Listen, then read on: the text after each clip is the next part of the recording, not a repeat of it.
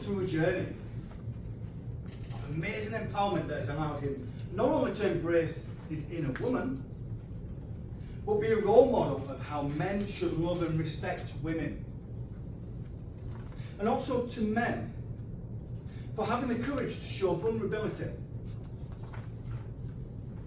That legend has it that they shouldn't. You will see a 10-minute talk of his journey and the importance of including men in the menopause conversation.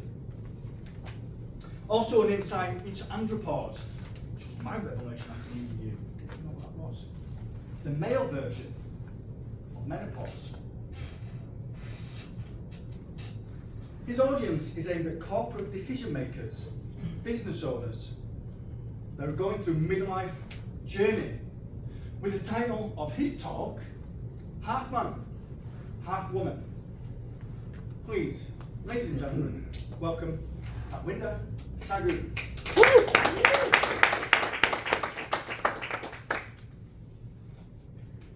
Menopause, man. I bet some of you look at that and say, what? Really? Because surely it's primarily the women that go through menopause, right? Or is it?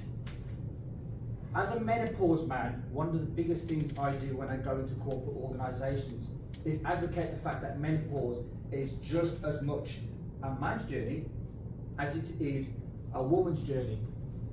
Okay? Now I want to introduce you to somebody. Now a lot of people know I'm a massive Mortal Kombat fan. That is Shao Kahn. He brings tyranny and terror to the realms of Mortal Kombat. How is he relevant? Because a lot of men in the menopause journey, myself included when I was going through it with my partner, feel that same tyranny in their own world. How though?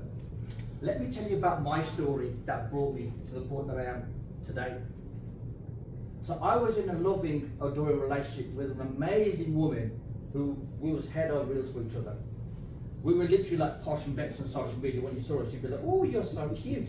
Our intimacy was super spicy. You know, we had future goals together, visions, we had businesses together, everything. And we just couldn't get enough of each other. Little did I realise that in time I would be caught off guard by sudden changes in her character that even I didn't understand, which would cause a huge strain in our relationship. And it was at that time I learnt that she had strong perimenopausal symptoms at the age of 36. So I went away to research this more, and at that time we had to take a stand away from the relationship. When I was reciprocating that back to her, we seemed to be moving in the right direction again. Also, I thought. In 2020, the relationship suddenly broke down, and I was left an absolute devastated wreck. You know, for weeks, I was depressed, I was crying, I was not sleeping properly, I was not eating properly, I was feeling shame, I was feeling guilt, I was feeling worthless. And then it came to a point where I just had enough. So when I was doing my day job, I just stood at the side of the road and I said, you know what, I might as well end this. Cars going 40, 50 miles an hour. It just took me a few steps to walk in front of those cars and that's it, it'll be over. You know, what was the point if the woman that I loved so much didn't care for me? Who else would? But thankfully the universe stopped me and said, hey, you've got kids that love you. You've got people that love you. And your dream of becoming North is just around the corner, so don't give up. But I want to put something into perspective. I could have easily gone the other way and devastated some very precious hearts.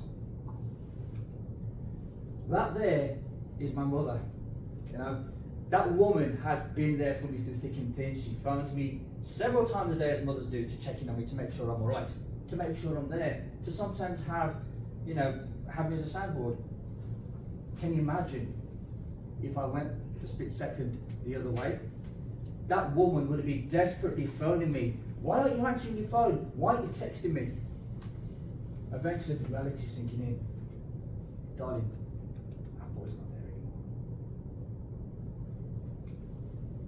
That's my girl, Maya, my daughter. She happily waits for our video calls every Friday. And every other Sunday she waits for our time to go out. Can you imagine the devastation on that girl's face? When she's waiting for her father to phone, and she's like, why is my daddy not phoning? Where is he going to take me out? Only for a mom to hit with reality, sweetheart, daddy's not here no more. That is my dad. Now, me and my father never spoke for 4.5 years until November. We rekindled our relationship, and he cried. He said, I'm so glad you're back in my life because, I've missed this and nobody's talking to me. And we're good right now. But can you imagine how hard it would have been if I wasn't here? The devastation of the fact that you never got the chance to rekindle that relationship with me. The regret that I had a son that I never had a relationship with, pretty much.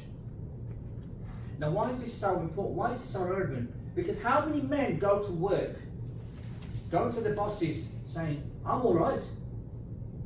But deep down inside their souls, they're feeling broken down, they're feeling hurt, because they are on a journey that they don't know of, that they are not aware of. Since childhood, a lot of men have been planted with the seed that you're men. You don't need to show vulnerability. You don't need to show emotion. That's for the woman. If you show emotion, you're going to look weak. That's why a lot of men, especially when they go to work, sometimes have no choice but the feeling of needing to give up on themselves because they feel ashamed of letting themselves out. But the menopause journey, although it can feel traumatic at the time, can be a time of empowerment. That's my man, that's Lord Raiden from Mortal Kombat. He's the good guy. He's the thunder god, the protector of Earththrone. He empowers his warriors with hope, spirit, resilience, determination, and he sees the positive in every negative. How did the menopause journey empower me? It empowered me to see mental health as a priority. It empowered me to realise that men and women matter equally, that they are all equal. It empowered me to see that there was only one gender, humanity. But the one thing it did more than anything else, it empowered me to embrace my inner womanhood.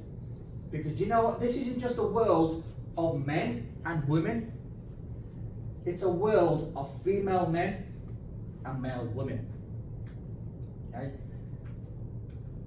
Now, something interesting there. I know it's a video game. I'm not here to promote video games. But that is the Mortal Kombat roster. Now, when Mortal Kombat originally came out, it was all male fights and just one female. You can see there's a huge mix of female and male fighters. They look deadly scary, I know. But the point is, just like the Mortal Kombat roster, the Midlife roster is a mixture of men and women on the midlife journey, which leads me nicely onto andropause. Because guess what, guys? You go through midlife changes as well. Would it surprise a lot of you? Probably would. When I say to you, I've had the same symptoms as a lot of women experience during the menopause. I've had the brain fog. I've had night sweats, and I still get them. I get dizziness. I get emotional outbursts. Sometimes I feel like the Incredible Hulk. I can turn my car over. Sometimes it's a huge effort to get out of bed or even just get up off my seat. I get emotional. I get dizzy. I get all sorts. And you wouldn't have thought that.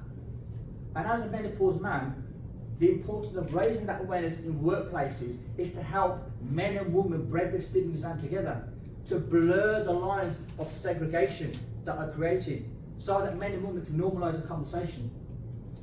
Can you imagine a situation where a man at work is suddenly saying, do you know what, I don't know who I am anymore, I'm getting all these strange symptoms I can't understand. And then a woman comes up and goes, do you know what, I'm getting those same experiences, maybe we can talk. What I'm doing is I'm helping organisations normalise a conversation between men and women that once could not happen. Ladies and gentlemen, my name is Sat Sagu. I am your menopause man. I am an advocate of equality in midlife. Because guess what, guys? In this precious and at times challenging time of midlife, menopause and andropause, men and women matter equally.